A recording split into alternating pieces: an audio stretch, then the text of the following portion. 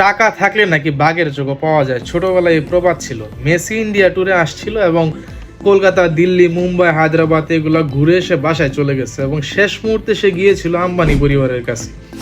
আম্বানি পরিবার হচ্ছে এমন এক পরিবার ইন্ডিয়াতে যাদের অর্থের সম্পত্তির পরিমাণ বলা হয় 9 লক্ষ কোটি টাকা।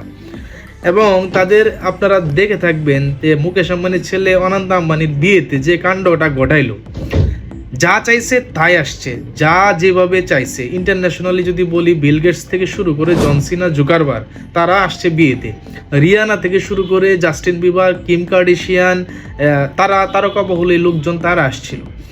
পাশাপাশি নরেন্দ্র মোদী তো ছিলই।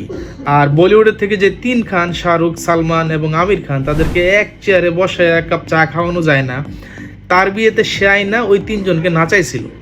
কথাগুলাই কেন বললাম, মেসি সর্বশেষ ট্যুর শেষ করে গিয়েছিল আম্বানি পরিবারে এবং মেসিকে দিয়ে সেখানে করানো হইলো কি পূজা অর্চনা, মূর্তি পূজা করতেছে, ফুলের মালা দিয়ে বরণ করতেছে, মানে এরকম। এই কালচারের সাথে তো ওরা পরিচিত না। এখন ব্যাপার হয়েছে, ওই যে বললাম টাকা হইলে বাঘের চোখও পাওয়া যায়। এখন ওই টাকা তো শুধু টাকা না, টাকা ক্ষমতা আবার, তো সব মিলিয়ে অনন্ত আম্বানি নাকের ডগায় সবাইকে নাচাইতে পারে এমন পরিমাণ অর্থ তার মধ্যে আছে।